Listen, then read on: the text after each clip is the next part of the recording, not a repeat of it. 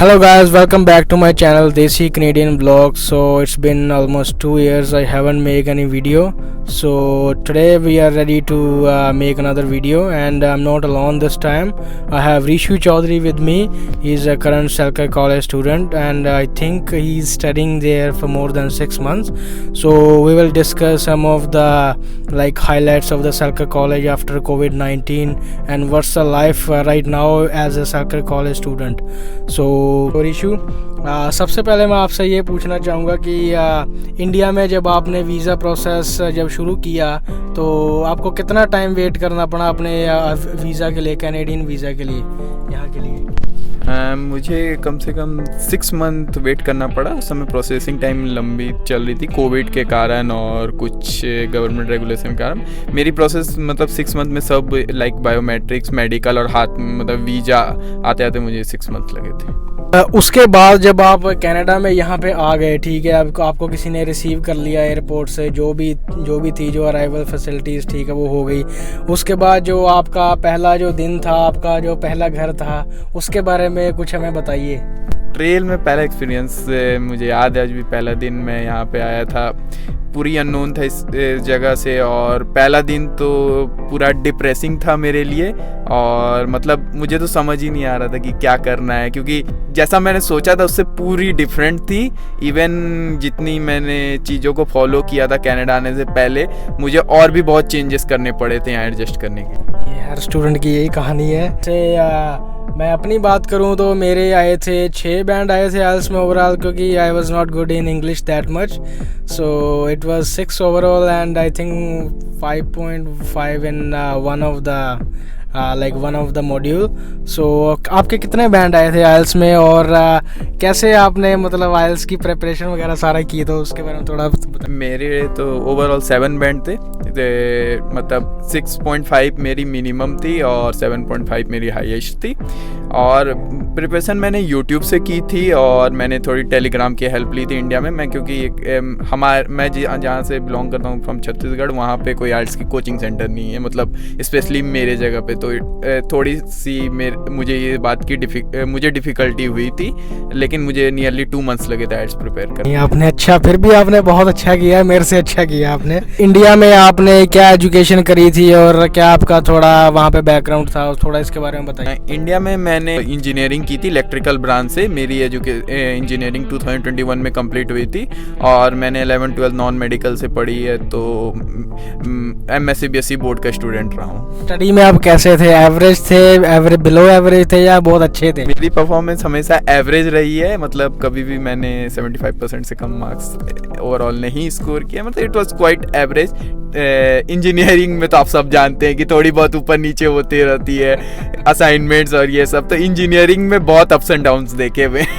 नहीं, engineering is one of the tough, you can say the study, but some people say it's very easy, but I don't think so. जो पहली जो job मिली थी उसके बारे में कुछ हमें बताना चाहे, कैसी थी एनवायरनमेंट, जो कैसा था वो, उसके बारे में थोड़ा हमें बताएं। मैं फास्ट फूड रेस्टोरेंट में काम किया हूँ कनाडा में। जब मैं नया आया था, एक्सपीरियंस अच्छा था, लेकिन क्योंकि हम इस कल्चर में काम करने के लिए ऐसे हमारी हैबिट नहीं होती है, तो वो एडजस्टमेंट करने में मुझे 1.5 मंथ्स लगे थे। बाकी लेकिन हमारे मैनेजर और सुपरवाइजर ने मुझे बहुत सपोर्ट भी किया।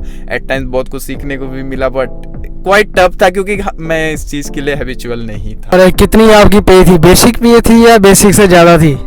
नहीं, मेरी पे हमेशा बेसिक पे रही है। बेसिक पे रही है। चलो शुरू में सब बेसिक से स्टार्ट करते हैं। आपका जो वर्क लाइफ जो बैलेंस है यहाँ पे, जैसे आपने पहला जो अपना कोर्स है, उसके बाद जब गए पहले सेमेस्टर में गए, तो कैसा वर्क लाइफ बैलेंस था? क्योंकि नॉर्मली जो स्टूडेंट होते हैं उनको काफ़ी प्रॉब्लम होती है जब वो नए आते हैं, क्योंकि वो यूज्ड टू नहीं होते यहाँ की स्टडी के, टीचर्स अलग होते हैं, लैंग्वेज बैरियर्स होता है। तो इसके बारे में थोड़ा हमें बताएं कि कैसे आप मैनेज कर रहे हैं अब तक, और क्या क्या कर सकते हैं। मुझे याद है मैं मेन टेक का स्टूडेंट था 2022 में, तो मेरी जो पहली सेमेस्टर थी 2 मंथ्स की थी। मैं बिजनेस मैनेजमेंट का स्टूडेंट रहा हूँ। तो जो मेरी 2 कोर्सेस हुई थी मई में, तो ऑनलाइन थी वो।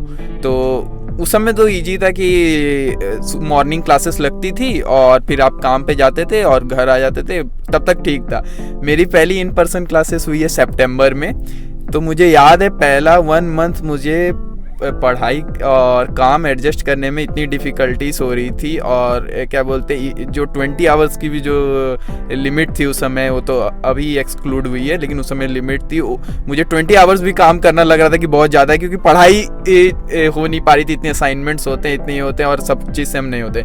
पर विद इन द टाइम चीज़ें समझ आने लगी, एडजस्ट होने लगा, लोगों से मिलने लगे। तो जैन सेमेस्टर जो था वो थोड़ी सी हम क्या बोल सकते हैं मेरे लिए थोड़ी कंफर्टेबल रही, लेकिन क्योंकि सब्जेक्ट्स हार्ड हो रहे थे तो नई तरीके से उनको एडजस्ट करना पड़ रहा था। तो ऐसे ही रहा है मेरी लाइफ। और ऊपर से वेदर भी, मतलब समर से विंटर्स, तो ये सब लेके थोड़ी टफ होती थी। तो जैसे कोविड आया था आई थिंक 2019 में कोविड हिट किया था, क्योंकि मेरे को याद है मैंने अपने जो मेजोरिटी ऑफ जो सेमेस्टर थे 3 या 4 सेमेस्टर थे, मैंने अपने मतलब कॉलेज में लगाए थे जो इन पर्सन थे ना।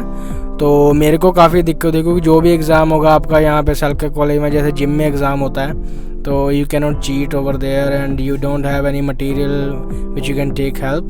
So it was very tough on that time. But can you just explain like what's the life after COVID-19?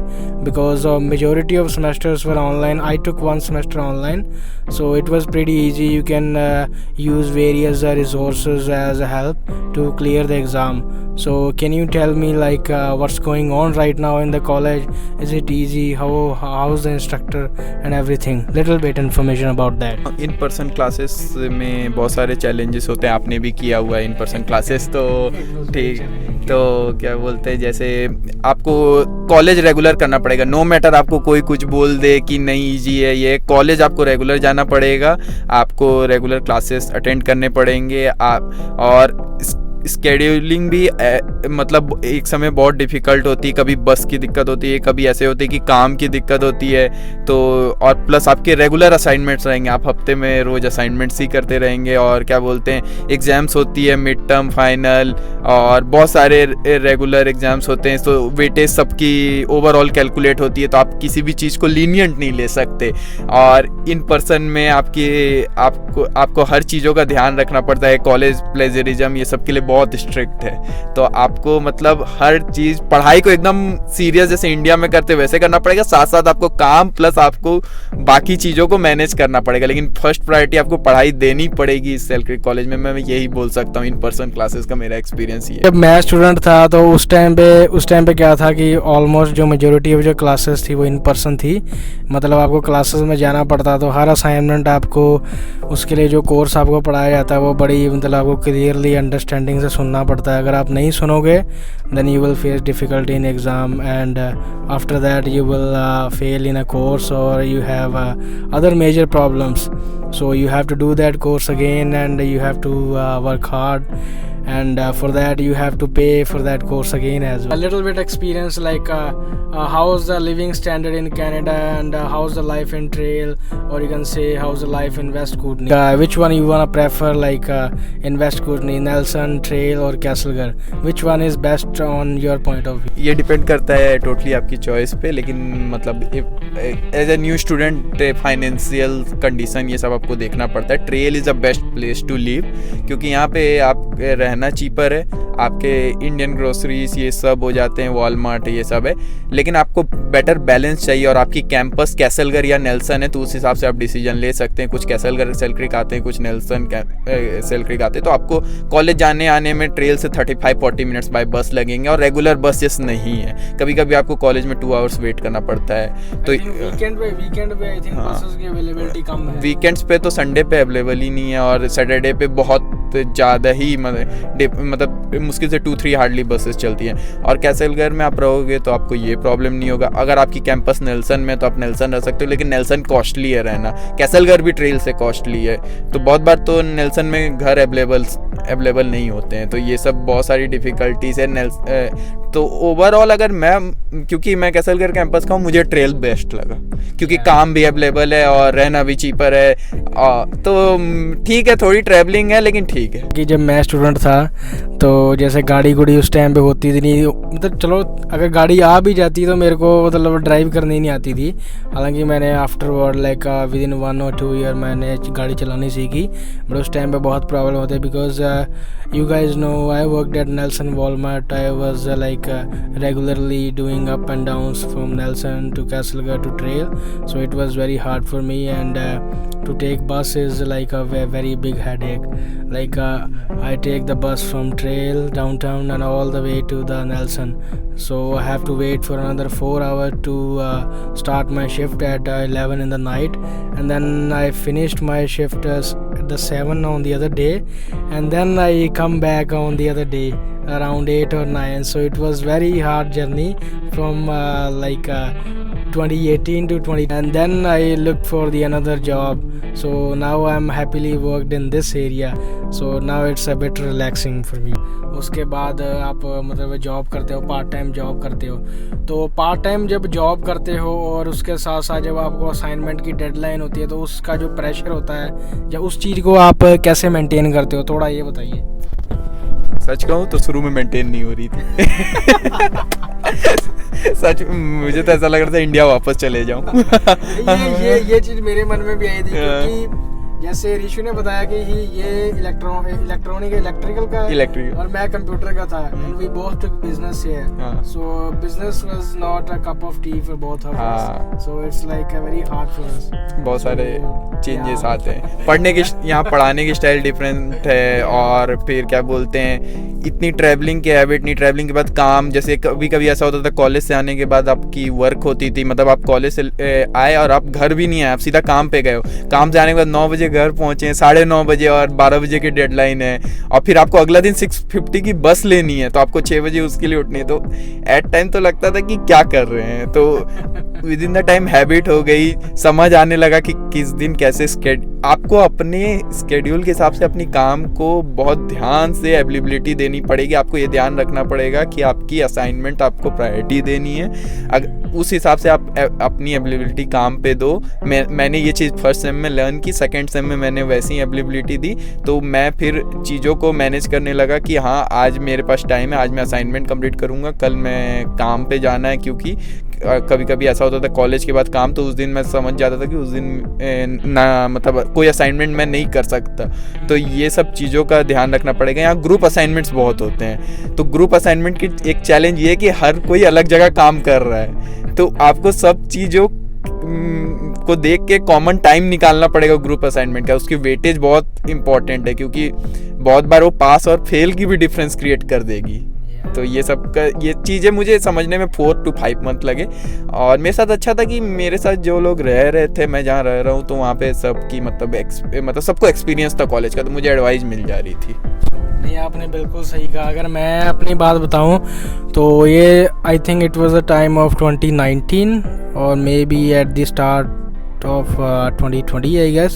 So I was in the like a group assignment and एक जो वहाँ पे जो एक student था, मैं नाम नहीं लेना चाहता, बट उस स्टूडेंट ने मेरे को ऑलमोस्ट मतलब ग्रुप असाइनमेंट में फेल कराने की कगार पे खड़ा कर दिया था उसने मेरे को, और बाद में जब टीचर को पता चला कि इसने कंट्रीब्यूशन नहीं की है, तो उसने ऑटोमेटिक मेरे को फेल कर भी दिया था। उसके बाद मैं आपसे एक कॉमन क्वेश्चन पूछना चाहूँगा कि जब आपका चलो डे ऑफ होता है, यहाँ पे छुट्टी होती है, तो कौन सा यहाँ पे ऐसा रेस्टोरेंट है या कौन सा ऐसा कॉमन प्लेस है जहाँ पे आप विजिट करते हो, कि आप मैं कह सकता हूँ कि आपका फेवरेट प्लेस है जहाँ पे आप जा सकते हो हैंग आउट के लिए या खाना खाने, कौन सा है वो?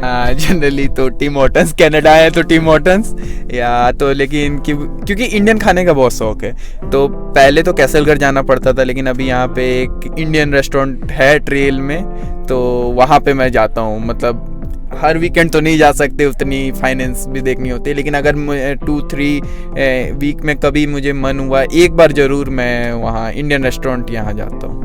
पहले तो क्योंकि कैसलगर में था या नेल्सन में था, सिर्फ नेल्सन में जो है वो तंदूरी है जो इनका जो इंडियन रेस्टोरेंट, और कैसलगर में है शायद वो कुजीन ऑफ इंडिया है, बट इन्होंने अब यहाँ पे ट्रेल में भी अपना एक जो लोकेशन है यहाँ पे भी खोल लिया है अपना रेस्टोरेंट, इसका नाम है टेस्ट ऑफ इंडिया, उसका नाम रखा है। तो जो ओनर है आई थिंक जो कैसलगर का और ट्रेल का ओनर सेम है, मेरे को नेल्सन के बारे में डाउट है, बट जो फूड क्वालिटी है वो तीनों की सेम है, बट जो बेस्ट मैं अगर कहूँगा तो वो नेल्सन वाले की है, तंदूरी वाले की, उसकी बेस्ट है। तो अगर आपको है तो कोई नया आ रहा है यहाँ पे ना, तो डिपेंड करता है किस लोकेशन पे आप रह रहे हो, नेल्सन में रह रहे हो, ट्रेल में, तो आपको तीनों जगह पे वो चीज़ अब अवेलेबल होगी। ये नहीं है कि आपको ट्रेल से नेल्सन जाना पड़ेगा या नेल्सन से कैसल कराना पड़ेगा, आपको अवेलेबल वहाँ पे होगी।